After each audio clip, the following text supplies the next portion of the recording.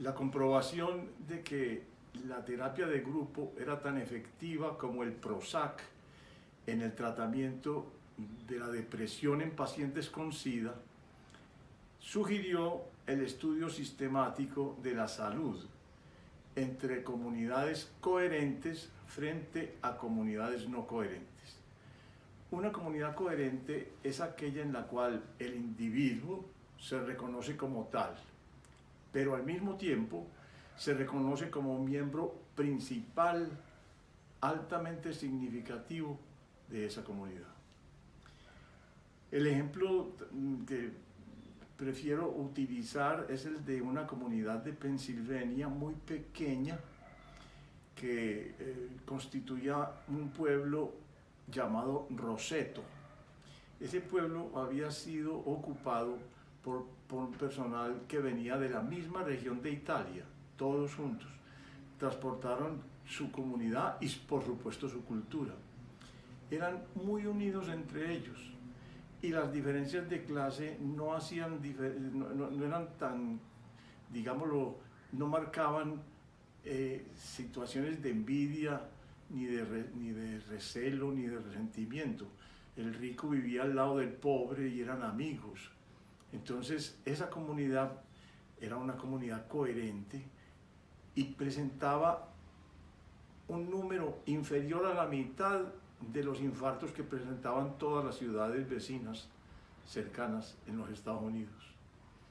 Eso duró prácticamente una generación, la primera generación de los que se asentaron allí.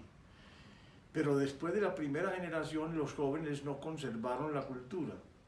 Y entonces después de un tiempo fueron básicamente iguales a una comunidad típica gringa, una colección de individuos aislados prácticamente. En ese momento se midió también otra vez los niveles de infarto de la comunidad y dio exactamente igual a las comunidades vecinas. O sea que duplicó prácticamente la frecuencia de sus infartos cuando perdió núcleo.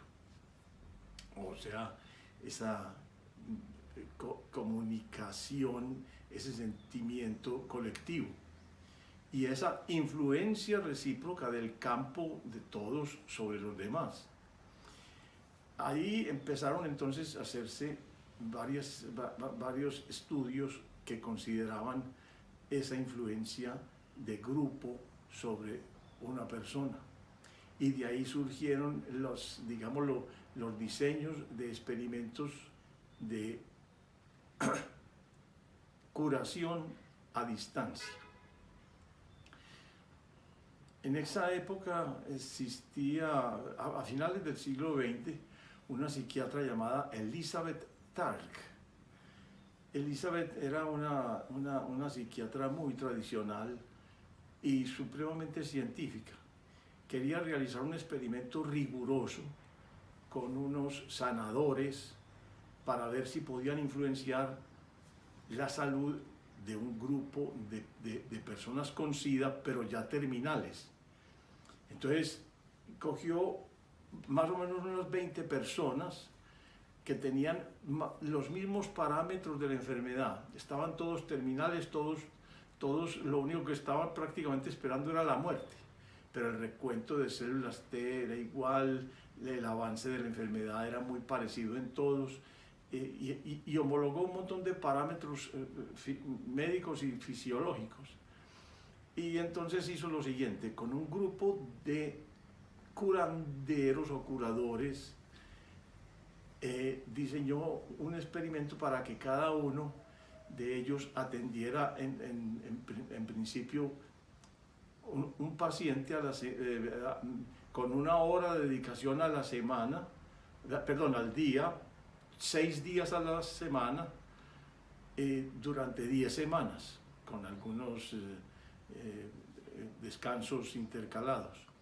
Lo importante era que ellos hicieran un rezo o su trabajo de curación a distancia durante esa hora. Ella se cercioró de que los sanadores pertenecieran a distintas sectas, religiones, cosas de esas. Entonces, por ejemplo, había unos católicos, había otros protestantes, había otros judíos, había otros budistas y hasta algún chamán, digámoslo, indio. Entonces cada uno hacía unas tareas muy distintas para transmitir su idea de sanación. Y poco a poco fue comparando y viendo y constatando que el grupo de pacientes tratados a distancia mejoraba sistemáticamente y contundentemente en comparación con el grupo control, que tenían los mismos síntomas, la misma enfermedad, el mismo grado de desarrollo de la misma, pero que no estaban siendo tratados a distancia. Ese experimento ella lo volvió a repetir para homologar otras variables, para homologar la edad sobre todo de los dos grupos, porque se había encontrado que en el grupo control el 40% de la gente había muerto, y en cambio en el otro grupo ninguno, y todos habían mejorado sustancialmente su salud. Ese experimento fue clave para desarrollar otros experimentos en esa misma dirección que constataron que la capacidad de influenciar a distancia la salud de otras personas es muy clara en la parte humana. Y hasta que se realizaron inclusive experimentos ya no con sanadores profesionales, sino con gente normal, y se siguieron constatando los efectos de grupo sobre la salud de un individuo. Cosa importantísima porque nosotros cuando somos coherentes, ya lo dijimos en un video anterior, tenemos la capacidad de influenciar cerebros no coherentes, desordenados, y ayudarles a que se ordenen, sobre todo a que se ordene su mente, pues, y su funcionamiento general del cerebro, porque la mente ordena al cerebro. De ahí partieron a otros estudios muy importantes, y es que cuando se constató eso, también se sugiere inmediatamente los experimentos sobre médiums que sintonizan gente que ha fallecido. Entonces la Universidad de Arizona hizo un experimento supremamente controlado, muy refinado, casi que siguiendo los lineamientos que siguen los lamas tibetanos para reconocer cuándo ha renacido el Dalai Lama, que para ellos es una reencarnación permanente. Cada Dalai Lama es la reencarnación del anterior.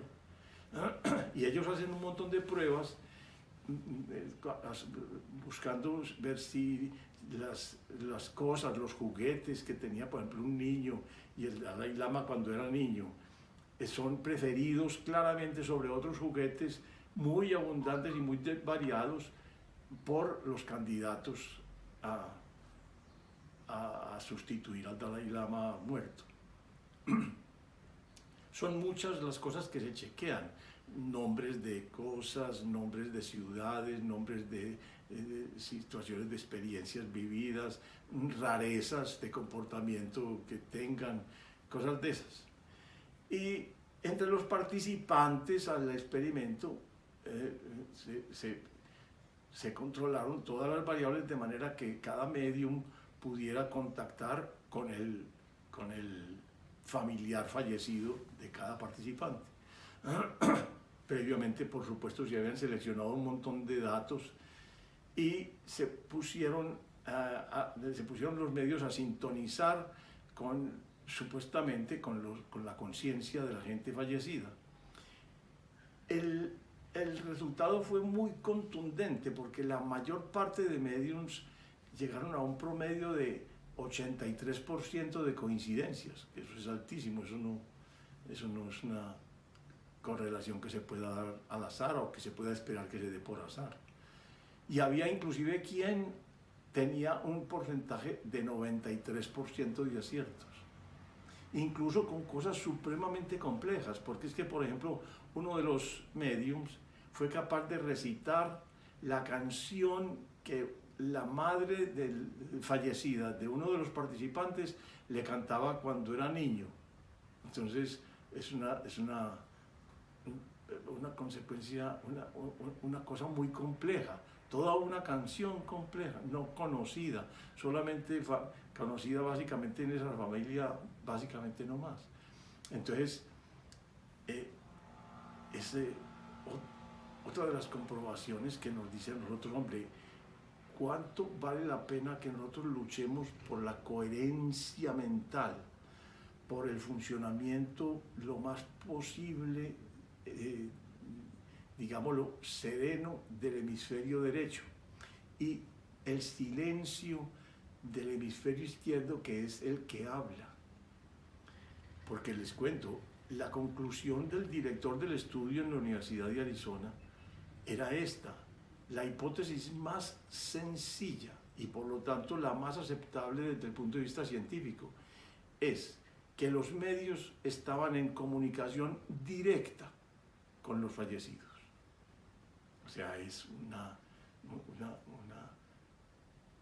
conclusión supremamente relevante que abre como un camino hacia el futuro de la humanidad, del desarrollo evolutivo de la especie, y que nos dice a nosotros, hombre, todo lo que hagamos en la vida ordinaria para buscar la coherencia mental, el silencio verbal del cerebro, la percepción continuada sobre las personas y las cosas, es lo que más nos ayuda al desarrollo de las facultades de visualización y de influencia hacia los demás.